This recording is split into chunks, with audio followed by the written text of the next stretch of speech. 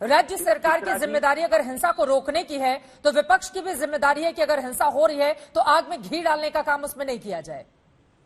चित्रा जी 1992 का जिक्र किया दंगे साहब ने, तब भी भारतीय जनता पार्टी की सरकार थी।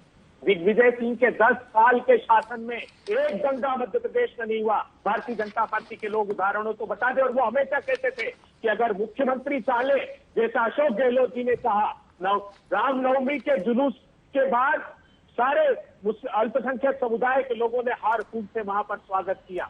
आपने देखा होगा जब भी दंगा होता है तो सारे राजनीतिक दलों से ये अपेक्षा की जाती कि शांति और सद्भावना स्थापित करने के लिए जाएंगे। भारतीय जनता पार्टी फिर करौली पहुंच गई दंगे की आग भड़काने के लिए।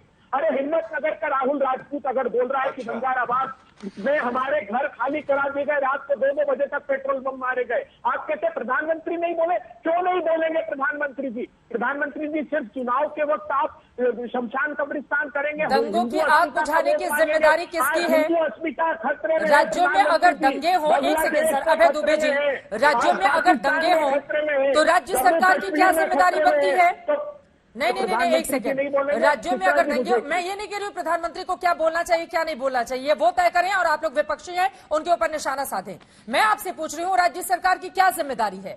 आज आप ही के मुख्यमंत्री अशोक गहलोत की ओर से ट्वीट किया जाता है कि प्रधानमंत्री इस मुद्दे पर राज्य सरकारों को निर्देशित करें। अरे वही एक बड़ी लकीर खींचे करौली के मामले पर।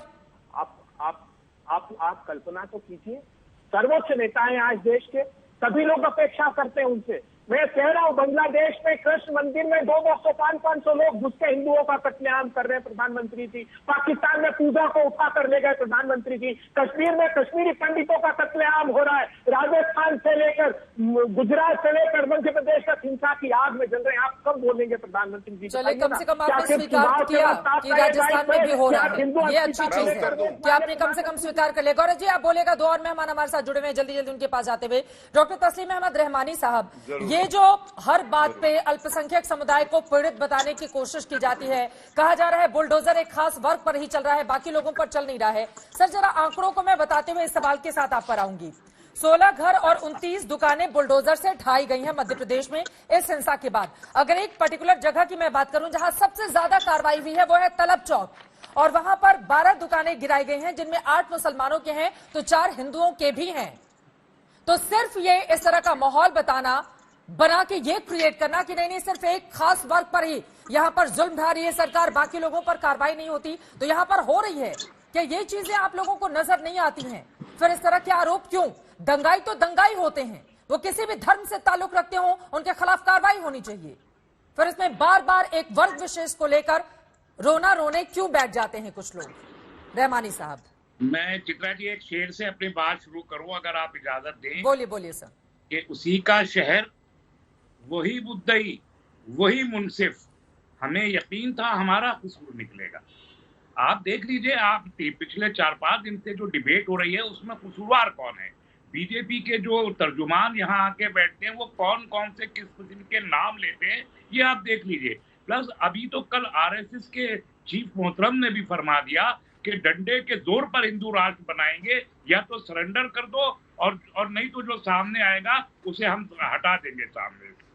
क्लियर मैसेज है, पूरी धमकी है और अपने कैडर को मैसेज दिया जा रहा है। तो अगर ये सारी चीजें हो रही हों और मामा और बाबा के बुलडोजर के बीच वर्चस्व की जंग लड़ी जा रही हो तो पिटने के लिए तो मुसलमान ही बचे हैं। और आपने अपनी रिपोर्ट में बहुत सही इशारा किया, जो शुरू में आपने रिपोर्ट दी, 6 सीटों में से 4 पे कांग्रेस जीत जाती है, 1 पे निर्दलीय जीत जाता है और सिर्फ 1 पे बीजेपी जीतती है। तो अब आपको वजह सामने दिखाई दे जानी चाहिए। मैंने कभी कम्युनल राइट्स को कम्युनल नहीं माना है, मैंने हमेशा उनको पॉलिटिकल माना है, और ये सब पॉलिटिकल है। क्या है पॉलिटिकल वजह? आपको पत्थर दिखाई देते हैं, आपको आग लगाते हुए लोग दिखाई नहीं देते? क्या पत्थर मारने का अगर मैं मान भी लूं कि एकतरफा तौर पर पत्थर चले तो क्या उसका जवाब आग लगाना है? क्या उसका कोई उसको जस्टिफाई किया जा सकता है?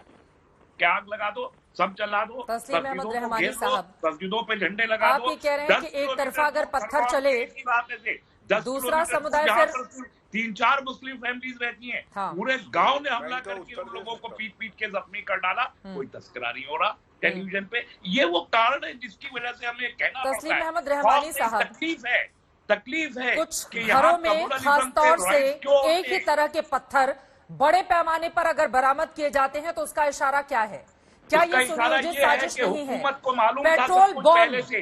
पेट्रोल हुकूमत का बॉम्ब की अगर फेल्योर है, इसका बरामदगी इशारा होती ये है तो इसका कि इशारा लोग क्या है? पत्थर इकट्ठा कर रहे क्या हैं, पहले से मस्जिदों के साजिश ऊपर, रची गई थी? घरों के ऊपर, और सरकार को मालूम नहीं है?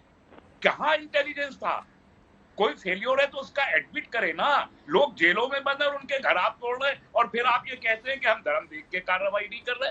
पुलिस के पास जवाब देने को नहीं बनता, आप कहते हैं धर्म देख के कार्रवाई नहीं कर रहे। आप यहाँ बैठे बीजेपी के तर्जुमान व मोहतरम, इनसे पूछिए ये जो लिस्ट लिए हैं कि हमने 144 खरगोन के एसपी हैं सिद्धार्थ चौधरी, सर सुनिए ना, और उसमें कितने जब लोगों वो के घर जल उनकी चुके हैं, उनकी कितनों जुबानी के बुलडोजर जरा वहां की तोड़ कहानी दिए गए। सुनिए। पॉलिटिक्स में हम जाएंगे लेकिन उसके पहले उन्होंने कहा है, मैं संजय नगर इलाके में पहुंचा तो तलवार लिए हुए युवक मेरी ओर दौड़ा। मैं उस वक्त वहां पर अभी रुका ही था, तब तक दूसरी ओर से फायरिंग कर दी जाती है। ये कौन लोग हैं जो पुलिस पर हमला करने के लिए आते हैं तलवार लहराते हुए? इनकी हिम्मत कैसे होती है खाकी वर्दी पर इस तरह से निशाना साधने की? गोली मारी गई उस व्यक्ति को ताकि उसकी जान निकल जाए।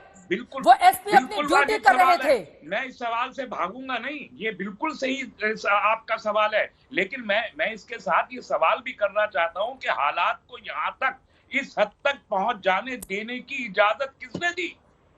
कौन उसके लिए जिम्मेदार है? ठीक है, सरकार अपनी ये बड़ा जिम्मेदारी सवाल है कि इजाजत किसने दी, लेकिन उसके पहले छतों से किस तरह से पत्थर बरसाए जा रहे हैं, ये तस्वीरें आपके सामने हैं। दंगे में न सिर्फ पथराव बल्कि लाठी डंडे, पेट्रोल बम, छर्रे वाली देसी पिस्तौल का भी इस्तेमाल किया गया है। ये तस्वीरें देखिए, छतों पर बड़े पैमाने में पत्थर इकट्ठे करके रखे गए थे और जब जुलूस उधर से गुजरा तो फिर उसके ऊपर पत्थरबाजी की गई, यानी कि सोची समझी साजिश के तहत पत्थर बरसाए गए हैं। रहमानी साहब, लोग पत्थर इकट्ठा करके रख रहे हैं, कुछ पिस्तौल इकट्ठा कर जमा कर रहे हैं, कुछ तलवार ले रहे हैं।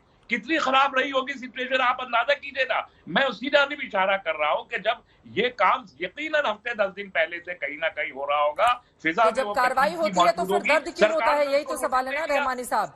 जब कार्रवाई होती है तो फिर एक खास वर्ग को पीड़ित बता दिया जाता है, फिर रोना रोना शुरू हो जाता है कि कार्रवाई क्यों हो रही है। विशाल मिश्रा जी, रोना नहीं रोया जा रहा, पर्टिकुलर एरिया है ना, वहां का इतिहास इस तरह का रहा है, तो सवाल पूछे जाएंगे कि क्या हिंदुस्तान में कोई भी एक मोहल्ला ऐसा हो सकता है जहां पर दूसरे धर्म के लोगों को गुजरने की इजाजत नहीं दी जाए?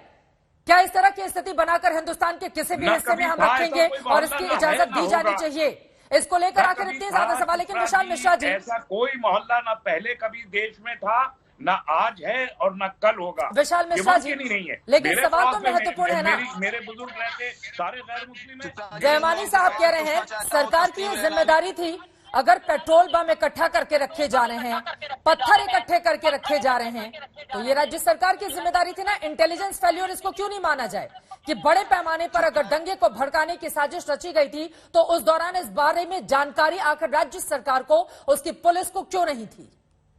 जी, सबसे पहले सवाल तो ये उठता है कि ये किस प्रकार का एक एक्सपेरिमेंट किया गया है। ये कोई संयोग नहीं है चित्रा जी, ये बाकायदा एक्सपेरिमेंट है जिसकी शुरुआत करौली से हो रही है, जिस दिन हिंदू नव संवत्सर की शुरुआत होती है। मैं पूछना चाहता हूँ यहाँ पे तस्लीम रहमानी जी से कि ये नहीं, आप हमें बताइए तस्लीम रहमानी जी से मैं पूछना चाहता हूँ, तस्लीम रहमानी जी से मैं तस्लीम मैं पूछना चाहता हूँ कि आगे आकर आपने कंडेम क्यों नहीं किया? क्या ये बाकायदा सुनियोजित षड्यंत्र नहीं है कि छतों पे पत्थर आए कहाँ से, राड कहाँ से आए?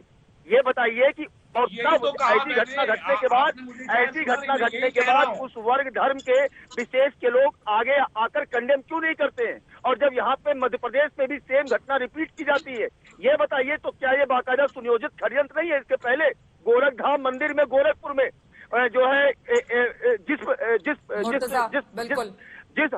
प्रकार से युवक निकलता है चित्रा जी, तब यही लोग बैठकर टीवी पर उसको सर्टिफिकेट दे देते हैं कि नहीं वो अपराधी नहीं है। ये चित्रा जी जब तक बीमार बताया गया था के नाम पर सारे सेकुलर गैंग की चुप्पी जो बन जाती है चित्रा जी, ये उसके लिए रिस्पॉन्सिबल है।